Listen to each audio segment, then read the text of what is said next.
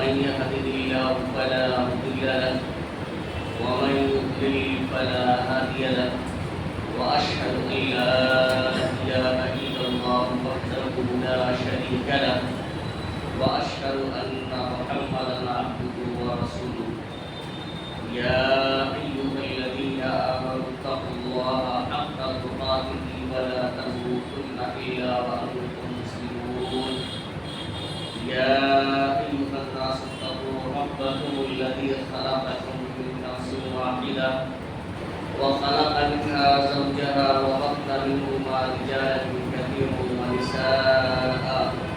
واتقوا الله الذي تساءلون به والأرحام إن الله كان عليكم رقيبا يا أيها الذين آمنوا اتقوا الله وقولوا قولا سديدا يصلح لكم أعمالكم ويغفر لكم ذنوبكم ومن يطع الله ورسوله فقد فاز فوزا عظيما أما بعد فإن خير الحديث كتاب الله وخير الهدي هدي محمد صلى الله عليه وسلم وشر الأمور محدثاتها وكل محدثة بدعة وكل بدعة ضلالة وكل ضلالة في النار. أعوذ بالله من الشيطان الرجيم. بسم الله الرحمن الرحيم. فخلف من بعدهم خلف أضاعوا الصلاة واتبعوا الشهوات فسوف يلقون غيا إلا من تاب وآمن وعمل صالحا فأولئك يدخلون الجنة ولا يظلمون شيئا.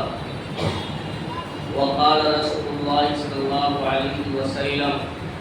بني الإسلام على خمس: شهادة أن لا إله إلا الله وأن محمدا رسول الله وإقام الصلاة وإيتاء الزكاة والحج وصوم رمضان. متفق عليه. معزز سامعین کرام، حاضرین جمعہ، امت مسلمہ کے نوجوان ساتھی، عزیز طلبہ اور پردہ نشین میری ماں اور بہن، خطبہ مسنہ کے بعد سورہ مریم کی 2 آیتیں 59 اور 60 نمبر آپ کے سامنے تلاوت کی. ساتھ میں بخاری اور مسلم کی ایک روایت جس کے راوی حضرت عبداللہ بن عمر رضی اللہ تعالیٰ عنہ ہیں، آپ حضرات کے سامنے پڑھی گئی ہے. انہیں آیات اور حدیث شریف کی روشنی میں صلاۃ یعنی نماز کے تعلق سے کچھ باتیں میں آپ حضرات کے سامنے عرض کرنا چاہتا ہوں. اللہ رب العالمین سے دعا ہے کہ الہ العالمین ہمیں کتاب و سنت کی روشنی میں صحیح بات کہنے اور کماحت اور اس پر عمل کرنے کی توفیق عطا فرمائے. آمین. حاضرین گرامی، صلاۃ یعنی نماز اسلام کے جو 5 بنیادی ارکان ہیں ان میں سے دوسرا اہم رکن ہے، اور یہ نماز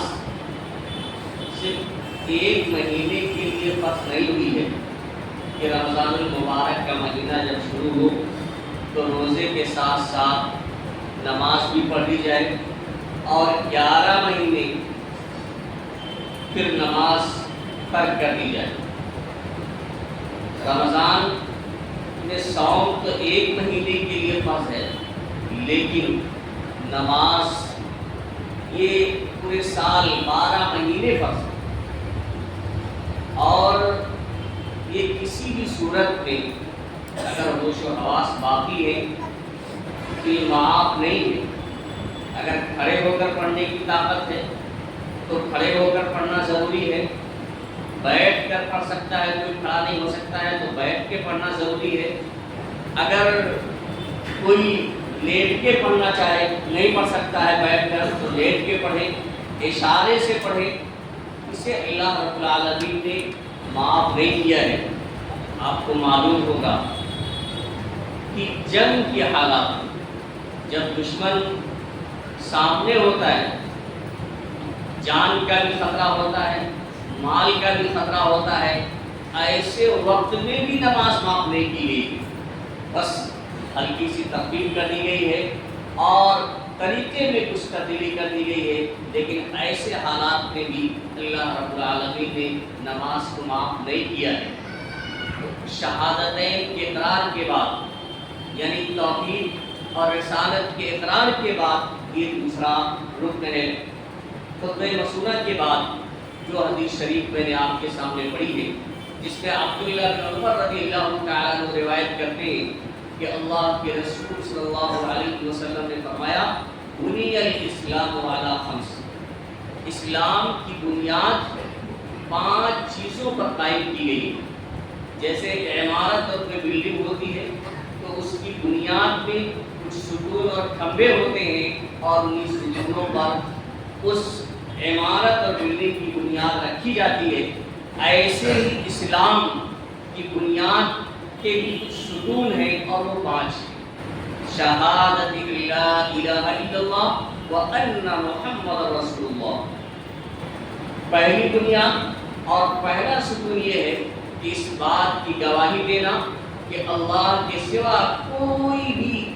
عبادت کے لائق نہیں ہے، حقیقی عبادت کا مستحق صرف اور صرف اللہ رب العالمین ہے، وَأَنَّ مُحَمَّدَ رَسُولُ اللَّهِ، اور ساتھ میں اس بات کی بھی گواہی دینا کہ اللہ کے نبی محمد صلی اللہ علیہ وسلم اللہ کے رسول ہیں۔ یعنی توحید اور رسالت دونوں کا اقرار کرنا یہ اسلام کی بنیادی ارکان میں سے پہلا رکن ہے۔ کوئی صرف توحید کا اقرار کرتا ہے، رسالت کا اقرار نہیں کر رہا، تو آپ سمجھ لیجئے کہ اس کا جو پہلی بنیاد ہے، پہلا ستون ہے، جو کھمبا ہے، وہ اس پر اس نے عمل نہیں کیا اور وہ دائرہ اسلام کے اندر داخل نہیں ہو سکتا ہے۔ اس کے بعد دوسرے رکن کا ذکر فرمایا وَإِقَامِ الصَّلَاةِ، یعنی شہادتین کے اقرار کے بعد نماز قائم کرنا، یعنی نماز کو اس کے وقت میں کتاب و سنت کی روشنی میں جس طرح سے اللہ اور اس کے رسول نے حکم دیا ہے اس کو خضوع کے ساتھ ادا کرنا، یہ نماز قائم کرنا ہے، یہ دوسرا رکن ہے۔ وَإِيتَاءِ الزَّكَاةِ، زکوٰۃ ادا کرنا، یہ تیسرا رکن ہے۔ وَالْحَجِّ، حج کرنا چوتھا رکن ہے۔ وَصَوْمِ رمضان، اور رمضان کے روزے رکھنا۔ تو اور بعض روایتوں میں الفاظ مختلف بھی ہیں کہ چوتھے نمبر پر صوم رمضان کا ذکر کیا ہے اور 5ویں نمبر پر حج کا ذکر کیا گیا ہے۔ بہرحال اسلام کے جو یہ 5 بنیادی ارکان ہیں ان میں سے ایک دوسرا اور اہم رکن نماز کا قائم کرنا ہے۔ اللہ کے نبی صلی اللہ علیہ وسلم نے بڑی مشہور روایت ہے کہ اللہ کے نبی صلی اللہ علیہ وسلم نے حضرت معاذ بن جبل رضی اللہ تعالیٰ عنہ کو جب یمن بھیجا تو آپ صلی اللہ علیہ وسلم نے انہیں جو وصیت کی تھی، وہ نصیحت کی تھی، وہ یہ بات روایت میں تو اس طرح کے الفاظ ہیں اِنَّكَ تَأْتِي قَوْمٌ مِّنْ أَهْلِ الْكِتَابِ، کہ آپ ایسی قوم کے پاس جا رہے ہیں جو اہل کتاب، تو انہیں پہلے آپ کو کس چیز کی دعوت دینا ہے؟ اللہ کے رسول صلی اللہ علیہ وسلم نے یہ نصیحت کرتے ہوئے فرمایا ادعوہم الی شہادۃ لا الہ الا اللہ، کہ اہل کتاب کے پاس آپ تشریف لے جا رہے ہیں تو انہیں سب سے پہلے اس بات کی دعوت دینا کہ وہ گواہی دیں کہ اللہ کے سوا کوئی بھی عبادت کے لائق نہیں ہے، وَأَنِّي رَسُولُ اللَّهِ، اور میں اللہ کا رسول ہوں۔ یعنی نبی صلی اللہ علیہ وسلم کے بارے میں بھی انہیں دعوت دینا، توحید و رسالت کی دعوت دینا، فَإِنْهُمْ أَطَاعُوكَ لِذَلِكَ، اگر اس معاملے میں یعنی توحید کی دعوت پر وہ لبیک کہیں، رسالت کی دعوت پر وہ لبیک کہیں، یعنی اللہ کو تنہا خالق مالک اور عبادت کا لائق اگر مان لیں اور ساتھ میں مجھے رسول مان لیں، تو اس کے بعد دوسری چیز کی جو دعوت دینا ہے وہ یہ ہے فَإِنْهُمْ أَطَاعُوكَ لِذَلِكَ فَأَعْلِمْهُمْ أَنَّ اللَّهَ قَدِ افْتَرَضَ عَلَيْهِمْ 5 صلوات فِي كُلِّ يَوْمٍ وَلَيْلَةٍ۔ آپ صلی اللہ علیہ وسلم نے فرمایا کہ اگر یہ بات مان لیتے ہیں، یعنی اللہ کو مان لیتے ہیں، میری رسالت کا اقرار کرتے ہیں تو دوسرے نمبر پر شرط لگائی مان لیتے ہیں تب، اگر نہیں مانتے ہیں تو پھر نماز کا کوئی مطلب نہیں، روزے کا کوئی مطلب نہیں، حج و زکات کا کوئی مطلب نہیں ہے۔ اگر وہ مان لیتے ہیں تو انہیں اس بات کی تعلیم دینا کہ ان اللہ قد افترض علیہم 5 صلوات فی کل یوم و لیلہ، کہ اللہ رب العالمین نے ان کے اوپر رات اور دن میں 5 وقت کی نمازیں فرض کی۔ دوسرے نمبر پر اور اس کے بعد فَإِنْهُمْ أَطَاعُوكَ لِذَلِكَ، اگر یہ بات بھی مان لیں، یعنی شہادتین کا اقرار کر لیں اور نماز کے بارے میں بھی آپ کی اطاعت کر لیں، آپ کی بات مان لیں، تو فَأَعْلِمْهُمْ أَنَّ اللَّهَ فَرَضَ عَلَيْهِمْ صَدَقَةً فِي أَمْوَالِهِمْ تُؤْخَذُ مِنْ أَغْنِيَائِهِمْ فَتُرَدُّ عَلَىٰ فُقَرَائِهِمْ۔ اگر نماز کے بارے میں بھی آپ کی بات مان لیں تو انہیں اس بات کی تعلیم دینا کہ اللہ تعالیٰ نے ان کے مالداروں میں کے مالوں میں زکوٰۃ فرض کیا ہے، جو تؤخذ من اغنیائہم، جو ان کے مالداروں سے لی جائے گی، اور فترد علی فقرائہم، اور ان کے جو محتاج ہیں، جو مسکین ہیں، جو غربا ہیں، جو حاجت مند اور ضرورت مند ہیں، ان ضرورت مندوں کے اندر لوٹا دی جائے گی۔ اس سے محدثین کرام نے استدلال کیا ہے کہ جہاں پہلے جہاں کے مالداروں سے زکوٰۃ لی جائے تو انہی کے غربا میں تقسیم کرنا یہی زیادہ بہتر ہے، کیونکہ آپ صلی اللہ علیہ وسلم نے فرمایا کہ فَتُرَدُّ عَلَىٰ فُقَرَائِهِمْ، یعنی جن مالداروں سے لی جائے گی انہی کے غربا و محتاج کے اندر تقسیم کر دی جائے گی، جب وہاں سے زائد ہو تو پھر دوسری جگہوں پہ اسے منتقل کیا جائے۔ تو اس روایت سے آپ صلی اللہ علیہ وسلم نے جو معاذ بن جبل رضی اللہ تعالیٰ عنہ کو وصیت کی تھی، اس وصیت میں جو دوسرے نمبر پر جو ذکر آپ صلی اللہ علیہ وسلم نے کیا تھا وہ یہی کہ نماز کو اللہ رب العالمین نے فرض کیا ہے۔ حاضرین گرامی، نماز یہ گناہوں کا کفارہ ہے۔ نماز پڑھنے سے اللہ رب العالمین گناہوں کو مٹا دیتا، اور اس کی مثال اللہ کے رسول صلی اللہ علیہ وسلم نے دی۔ آپ صلی اللہ علیہ وسلم نے فرمایا، حضرت ابو ہریرہ رضی اللہ تعالیٰ عنہ حدیث کے راوی ہیں جن نے تمام صحابہ کرام اور تمام صحابیات میں سب سے زیادہ روایتیں مروی ہیں، وہ کہتے ہیں کہ اللہ کے رسول صلی اللہ علیہ وسلم نے فرمایا، ارأیتم لو ان نہرا بباب احدکم یغتسل منه كل يوم 5 مرات هل يبقى من درنه شيء؟ قالوا لا يبقى من درنه شيء۔ اللہ کے رسول صلی اللہ علیہ وسلم نے فرمایا کہ بتاؤ کہ تم میں سے کسی شخص کے دروازے پر اگر ایک نہر جاری، ایک نہر، ایک دریا ہو، اور یغتسل منه كل يوم 5 مرات، اور وہ آدمی جس کے دروازے کے سامنے ایک نہر جاری ہے، اس نہر سے 5 مرتبہ اگر وہ غسل کرے تو حل یبقى من درنه شیء، تو کیا اس کے جسم پر کچھ بھی میل کچیل باقی رہے گا؟ بھئی دن اور رات میں اگر 5 مرتبہ غسل کرتا ہے تو کیا اس کے جسم پر کوئی میل کچیل باقی رہ جائے گا؟ قالوا لا يبقى من درنه شیء۔ صحابہ کرام نے کہا کہ اللہ کے رسول صلی اللہ علیہ وسلم ایسے شخص کے اوپر تو کچھ بھی میل کچیل باقی نہیں رہے گا۔ تو آپ صلی اللہ علیہ وسلم نے فرمایا، فَذَلِكَ مَثَلُ الصَّلَوَاتِ الْخَمْسِ، یہی حال 5 وقت کی نمازوں کا ہے۔ يَمْحُو اللَّهُ بِهِنَّ الْخَطَايَا، ان نمازوں کے ذریعہ جس طرح سے دن میں 5 مرتبہ غسل کر دینے سے جس پر میل کچیل باقی نہیں رہ جاتا ہے، ایسے دن اور رات میں اگر کوئی شخص 5 وقت کی نمازیں پڑھتا ہے تو اللہ رب العالمین ان نمازوں کی وجہ سے، پڑھنے کی وجہ سے اس کے جسم سے اس کے گناہوں کو مٹا دیتا ہے۔ یہ اس کی فضیلت اور اس کا مقام ہے۔ اور حاضرین گرامی، بندے کے اعمال میں سے سب سے پہلے قیامت کے دن جس کے بارے میں سوال کیا جائے گا وہ یہی نمازی۔ ہم اور آپ، رمضان کا مہینہ شروع ہوتا ہے،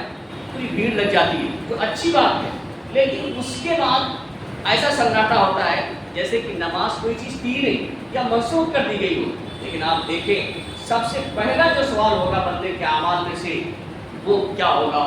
حضرت ابو ہریرہ رضی اللہ تعالیٰ عنہ کہتے ہیں کہ سمعت رسول اللہ صلی اللہ علیہ وسلم یقول، میں نے اللہ کے رسول صلی اللہ علیہ وسلم کو فرماتے ہوئے سنا ان اول ما يحاسب به العبد يوم القيامه من اعماله الصلاه کہ قیامت کے دن بندے کے اعمال میں سے سب سے پہلے جس عمل کا سوال کیا جائے گا وہ اس کی پس نماز، اس کے نماز کے بارے میں سوال کیا جائے گا. فَإِن صَلُحَتْ فَقَدْ فَازَ وَأَنجَحَ یا فَقَدْ أَفْلَحَ وَأَنجَحَ.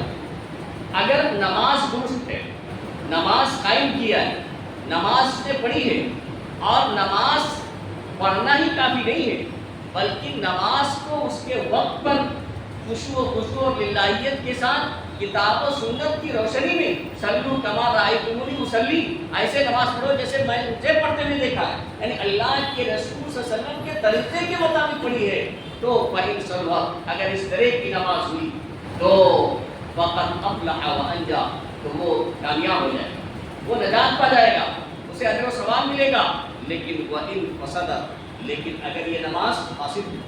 یا تو سرے سے ہم نے نماز نہیں پڑھی گنوا دی، یا نماز کتاب و سنت کے مطابق نہیں پڑھی، گھر کی بنائی ہوئی شریعت کے مطابق ہم نے پڑھی، اللہ اور اس کے رسول کے فرمان کو بالائے طاق رکھ دیا، تو فَإِن فَسَدَتْ اگر نماز فاسد ہو گئی، خراب ہو گئی تو فَقَدْ خَابَ وَخَسِرَ ظاہر سی بات ہے وہ گھاٹے میں ہوگا، وہ نقصان میں ہوگا. اور آج اللہ کے رسول صلی اللہ علیہ وسلم نے ایک بات فرمائی فَإِنِ انتقص للفریضۃ شیء، نماز جو فرض ہے اس فریضے میں اگر کہیں کوتاہی ہوئی ہے، کچھ کمی نظر آ رہی ہے تو اللہ رب العالمین کا فضل دیکھیے. قال الرب عز وجل اللہ عز وجل کہے گا انظروا هل لعبدی من تطوع، میرے بندے کے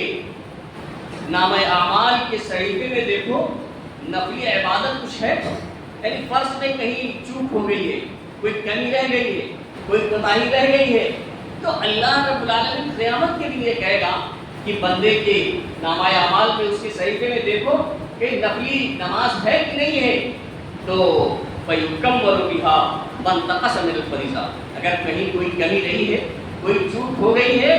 تو اس نے جو نفلی عبادات کی ہے، نفلی نمازیں پڑھی ہیں، جو سنتیں، جو نوافل کا اہتمام کیا ہے، ان کے ذریعہ اسے پورا کر لیا جائے گا. یعنی اس کمی کو اللہ رب العالمین پورا کر دے گا، فرض کی کمی کو اللہ رب العالمین پورا کر دے گا. ثُمَّ يَكُونُ سَائِرُ عَمَلِهِ عَلَىٰ ذَلِكَ اور ایسے تمام اعمال کے بارے میں، یعنی تمام جتنے فرائض ہیں ان تمام فرائض کے بارے میں ایسے ہی اللہ رب العالمین دے دے گا کہ اگر کہیں کسی طرح کی کوتاہی ہو گئی ہے، یہ نہیں کہ جان بوجھ کر قصداً ہم کوتاہی کر رہے ہیں، ہم سستی کر رہے ہیں، ہم غفلت برت رہے ہیں، ایسا نہیں، بلکہ اگر کوئی کوتاہی اور کوئی چوک ہو جائے تو اللہ رب العالمین جو ہم نوافل کا اہتمام کرتے ہیں، چاہے وہ نماز ہو، چاہے وہ روزہ ہو یا اور دوسرے نوافل عبادات ہوں، اللہ رب العالمین اس فریضے کو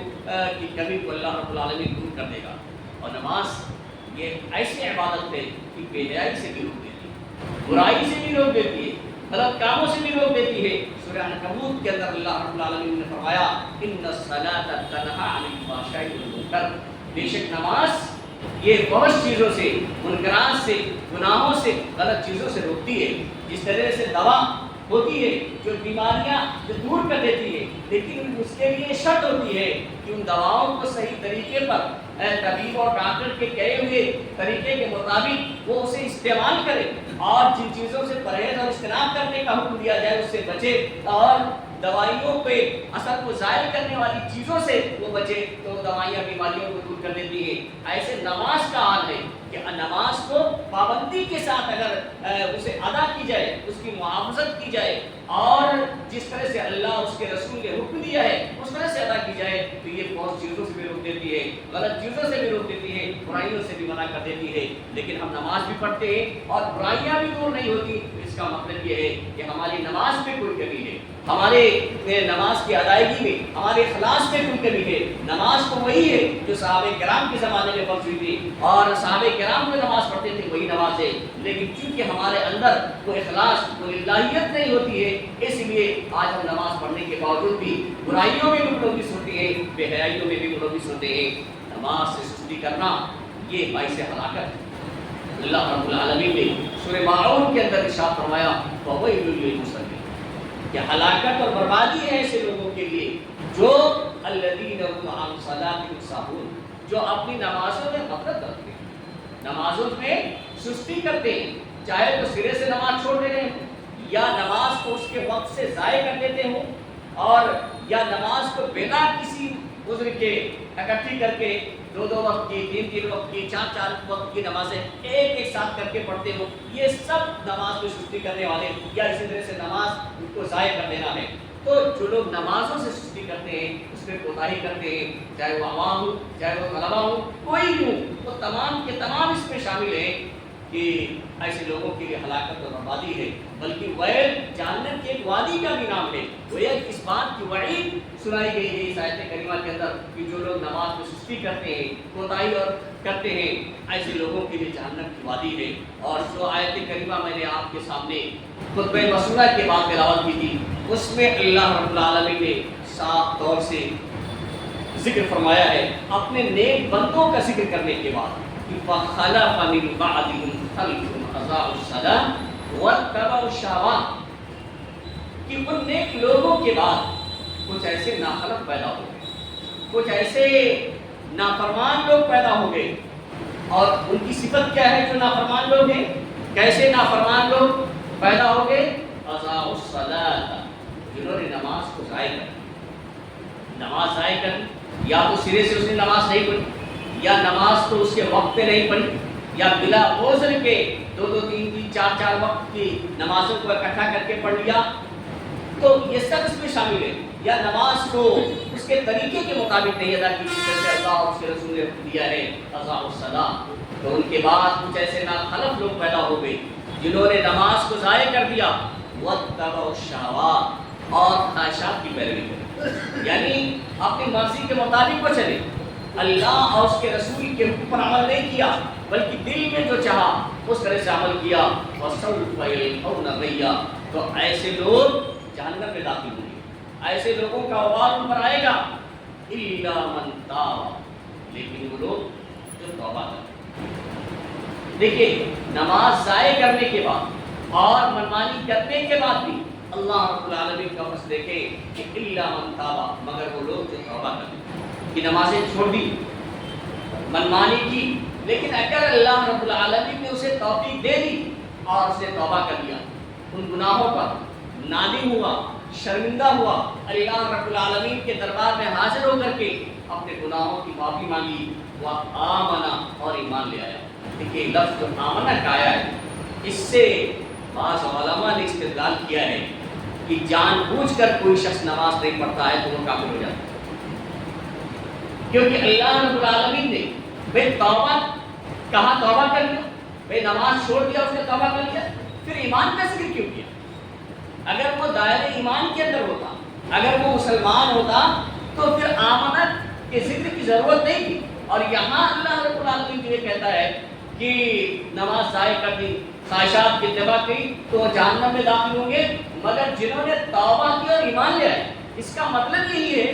کہ نماز کو سرے سے ترک کر دینے والا، جان بوجھ کر اس کا چھوڑ دینے والا، وہ دائرے اسلام سے باہر ہو جاتا ہے، خارج ہو جاتا ہے۔ اسی لیے تو اللہ رب العالمین نے توبہ کرنے کے بعد اور یہ ذکر فرمایا ہوا آمنا، اور ایمان لے آئے۔ کتنی سخت وعید ہے، تو اور ایمان لے آئے، وعمل صالحا، اور نیک عمل کیا، یعنی اب توبہ کر لیا ہے، اب ایمان لے آیا ہے، تو اب پھر وہی عمل نہیں جس عمل پہ وہ چل رہا تھا، بلکہ وعمل صالحا، اور نیک عمل کیا، فاولئک یدخلون الجنہ، تو ایسے لوگ جنت میں داخل ہوں گے، ولا یظلمون شیئا، اور ان پر کچھ ظلم نہیں کیا جائے گا، کیونکہ توبہ کرنے کے بعد اگر اخلاص کے ساتھ، للہیت کے ساتھ، یعنی اس عزم کے ساتھ کہ دوبارہ ہم اس گناہ کے قریب نہیں جائیں گے، اگر کوئی شخص توبہ کر لیتا ہے تو اللہ رب العالمین اس کی توبہ کو قبول فرمائے گا اور پھر اس پر ظلم نہیں کیا جائے گا۔ تو سامعین کرام، اس سے معلوم یہ ہوتا ہے کہ نماز کو ضائع کر دینا یہ کفر میں چلے جانا ہے، اور اس میں بڑی سخت وعید ہے۔ بلکہ بعض حدیث کے اندر اللہ کے رسول صلی اللہ علیہ وسلم نے فرمایا فمن ترک الصلاۃ متعمدا فقد کفر، جس نے جان بوجھ کر نماز چھوڑ دی اس نے کفر کیا۔ جان بوجھ کر جو نماز چھوڑ دیتا ہے وہ کفر کرتا ہے۔ اور اسی طرح سے ایک جو لوگ نماز چھوڑ دیا کرتے ہیں جو لوگ نماز نہیں پڑھتے وہ نماز چھوڑ دینا یہ جہنم میں جانے کا سبب، بلکہ اللہ رب العالمین نے سورہ مدثر کے اندر ایسے لوگوں کا ذکر فرماتے ہوئے کہ کچھ جنتی لوگ ہوں گے جنت کے اندر بیٹھے ہوں گے اور کچھ جہنمیوں میں پریشان ہوں گے، تو وہ جنتی لوگ ان جہنمیوں کو پہچان رہے ہوں گے، ظاہر سی بات ایک ساتھ میں رہنے والے ہوں گے، ایک دوسرے کو پہچانتے ہوں گے، دنیا میں ان کی کیا حیثیت اور کیا مقام ہے اس سے وہ بالکل واقف ہوں گے، تو سوال کریں گے ما سلککم فی سقر، کہ آپ جہنم میں کس چیز نے آپ کو ڈال دی؟ یہ دنیا میں تو سینکڑوں کی بھیڑ آپ کے پیچھے چلتی، اتنا روب اور دبدبا تھا، لوگوں کے اندر کافی مقام آپ نے حاصل کر رکھا تھا، لیکن آج اس آخرت میں ما سلککم فی سقر، تمہیں جہنم میں کس چیز نے ڈال دیا؟ کون سا جرم تم نے کیا تھا؟ کون سی ایسی غلطی تھی جس کی وجہ سے تم آج جہنم میں پڑے ہوئے ہو؟ تو ان کا جو پہلا جواب ہوگا قالوا لم نک من المصلین، پہلا جواب دیں گے لم نک من المصلین، ہم نماز نہیں پڑھتے، ہم نماز نہیں پڑھتے تھے، ولم نک نطعم المسکین، اور ہم مسکینوں کو کھانا نہیں کھلاتے۔ دو باتوں کا ذکر کریں گے، پہلے ایک تو حقوق اللہ کا ذکر کریں گے، بھئی یہ حقوق اللہ نماز پڑھنا، تو نہ تو ہم اللہ کے حق کو ادا کرتے تھے وَلَمْ نَكُنْ نُطْعِمُ الْمِسْكِينَ، اور نہ ہی مسکینوں کو کھانا کھلاتے تھے، یعنی جو حقوق العباد ہے بندوں کے حقوق کی ہم ادائیگی نہیں کرتے تھے، وَكُنَّا نَخُوضُ مَعَ الْخَائِضِينَ، اور باتیں بنانے والوں کے ساتھ، گمراہی کی کٹ بحثی کرنے والوں کے ساتھ، انکار کرنے والوں کے ساتھ باس و مباحثے میں ہم لگے رہتے تھے، وَكُنَّا نُكَذِّبُ بِيَوْمِ الدِّينِ، اور ہم قیامت کے دن کو جھٹلایا کرتے تھے، نماز سے قریب نہیں جاتے تھے، بندوں کے حقوق بھی نہیں ادا کرتے تھے، غریبوں اور محتاجوں کو کھانا نہیں کھلاتے تھے، اور ہم انکاریوں کے ساتھ، کفر کرنے والوں کے ساتھ باتیں بنایا کرتے تھے، اسی باس و مباحثہ میں شریک رہتے تھے، اور قیامت کے دن کو کا انکار کرتے تھے، حتیٰ اتانا الیقین، یہاں تک کہ ہمیں موت آ گئی، یہی کرتے رہے یہاں تک کہ ہمیں موت آ گئی۔ تو حاضرین گرامی، یہ نماز کا چھوڑنا یہ بہت بڑا جرم ہے، اسلام کا یہ دوسرا رکن ہے۔ بعض علماء نے بڑی ہی سختی کے ساتھ یہ بات کہی ہے کہ کوئی شخص اگر جان بوجھ کر نماز نہیں پڑھتا ہے تو ایسا شخص دائرہ اسلام سے خارج ہے، اور وہی تمام احکام اس پر لاگو کیے جائیں گے جو احکام ایک کفر کرنے والے پر لاگو ہوتے ہیں، یعنی مومنہ عورت سے نکاح اس کا جائز نہیں، مومنوں کے مسلمانوں کے قبرستان میں اسے دفن کرنا تو جائز نہیں، ماں باپ کے جو ہے وراثت اس کا حق نہیں، بڑی سختی کی ہے کہ ایسا شخص جو ہے کیونکہ اسلام سے خارج ہے تو تمام احکام اس پر لاگو ہوں گے۔ اس لیے ہمیں اور آپ کو یہ عزم کرنا چاہیے کہ نماز جو اسلام کا دوسرا رکن ہے ہم اسے فوت نہ کریں، اسے پابندی سے جس طرح سے اللہ اور اس کے رسول نے دیا ہے اس طرح سے ہم اسے قائم کرتے رہیں۔ اللہ رب العالمین سے دعا ہے کہ الہ العالمین ہمیں کتاب و سنت کے مطابق زندگی گزارنے کی توفیق عطا فرمائے۔ الہ العالمین ہم جو پریشان حال ہیں ان کی پریشانیوں کو دور فرما دے، جو لوگ بیمار ہیں انہیں شفایت کامل عاجل عطا فرما، جو لوگ محفوظ ہیں انہیں قرض کی ادائیگی کی توفیق عطا فرما۔ بارک اللہ لنا ولکم فی القرآن العظیم ونفعنا وإیاکم بالآیات والذکر الحکیم، انہ تعالی جواد کریم